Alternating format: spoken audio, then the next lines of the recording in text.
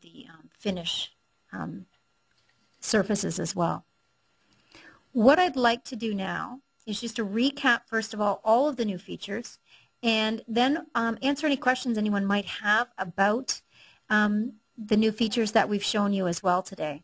So let me just go and recap. First of all, our snap tracking, that's going to allow you to align things. So we gave the example of using a column. I went with a 10 by 10 column here, snap track to this point, snap track to that point, and by bringing those 2 points together, it'll allow me to establish the point between them so I can have some accuracy when inserting columns or walls that line up or interior furniture.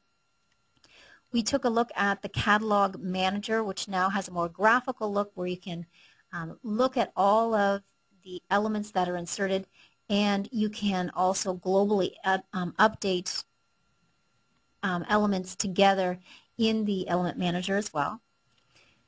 We then took a look at the roofs and how you can, if looking at the new different options that we have there, you can match planes. So picking 2 different planes on a roof, you can have them match now. And when you're moving an edge of a roof, you can automatically tell it to adjust the support height or maintain the support height of that roof. So you've got flexibility when you're updating it. And then when you've done many different edits to a roof, for a good example is taking out a dormer, now you can update the roof and it'll automatically heal itself using that update roof command.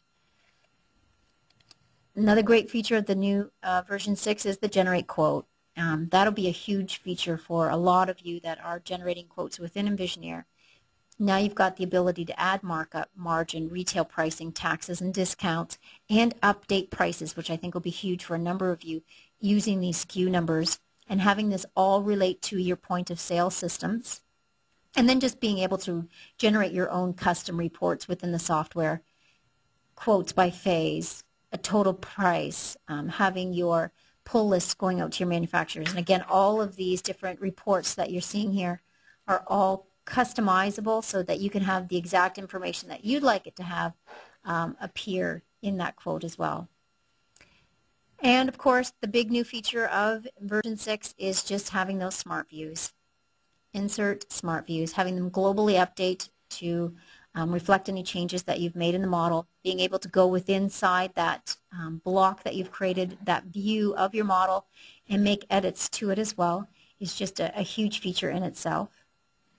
And when you're out in this space as well, being able to, because of the new utility, which is an add-on separate from the upgrade, importing PDF files in either model view or into your worksheet view, and exporting your model out once it's created to have it structurally analyzed by eye level, MyTech, or KeyMark, and sending the model out to 2020 if you use that particular product for your kitchen design as well. So you've got some flexibility there. Also something with the worksheets that I want to point out as well. When you're down with your worksheets, now just by right-clicking and toggling on them, we also give you the ability to copy that view. So I can create another view based on this same view that I'm on. And you can, by copying it, copy all of the contents as well. And by right-clicking here, you can go right into the View Manager. So instead of having to go all the way up to View Manager, you've got quick and easy access here to the View Manager to create new sheets on the fly as well and new views as well. So that'll be a nice new feature. And looking back at our model, just being able to recenter openings because of that Snap Track feature as well. So what I'd like to do now is answer some questions that we've had from the audience. And I just have someone here with me that's going to read off those questions for me. Thanks, Brad. Good morning or good afternoon, depending on where you are in the world. So you have a few questions. If anyone doesn't realize, they can actually ask their questions in the sidebar, in the GoToMeeting sidebar, and then you can chat your questions in there. And we're going to try to get through all of them today. And if we don't happen to get through all of your questions, we will make sure that we answer every individual question through an email if we happen to run out of time. But right now we do have a starter list, so I'm going to start reading off some questions, and then Chantel is going to answer each one individually. So the first question comes in. It says, can your quote contain your own custom logo or custom company information? Yes, when you're using the quote generator here, all of the information that you see up there can be organized, reorganized, and you can create as many different types of reports as you want. So all of these quotes, we've given you, I think, 5 of them to get you started, but these are just basic information that you can update as far as what content it contains and how it's organized and the appearance. So you can add in your own logo, your own company information. So certainly, yes, this is all customizable to reflect your company and the information that's important to you, and you can have as many reports there as you want to, depending on the amount of information you want to get out of Quote Generator. Okay, and the next question is, will a snap tracking work on elements besides walls or columns or windows? Will it work on, for example, like a plumbing fixture or something like that? Thanks. Yes, it'll work on many different objects. So I'm just going to grab, for an example, a cabinet here. And I'll just grab a base cabinet. And with our snap track, I can snap it to snap to that wall. It's going to wanting to grab my roof here. There we go. And then bring it in so that it's in line with that wall. Now, that cabinet right now has a snap edge of the center. But if I set the snap edge, and if you don't know how to do that, double-click on the element and go to Behavior.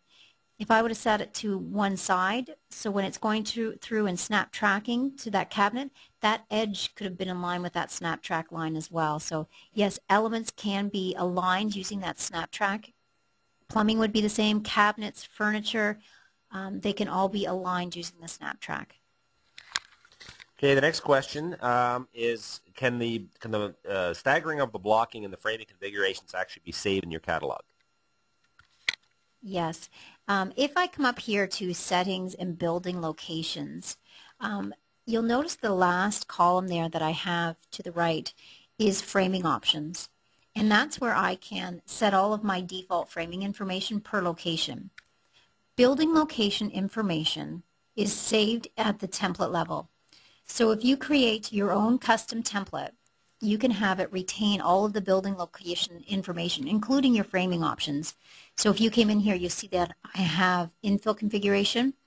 So I can have it in here, edit this configuration so that my blocking is added in there so that it'll be saved as part of my building location information. So if you want it to remember your framing information, make sure you save it here with the building locations, and make sure you're doing that at the template level. So every new drawing that you start up starts with these building location information, which includes your framing options.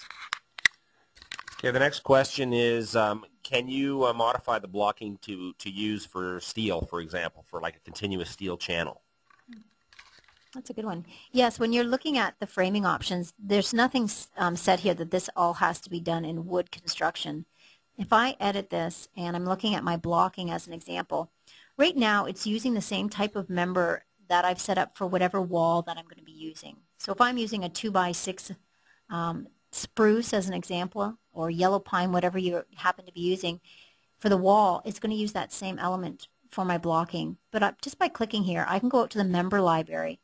And that allows me to choose any style of member that I want. So I can go right into my steel framing and pick an element there and use it as my blocking. So yes, it can be absolutely any element that you want. And now you can see that my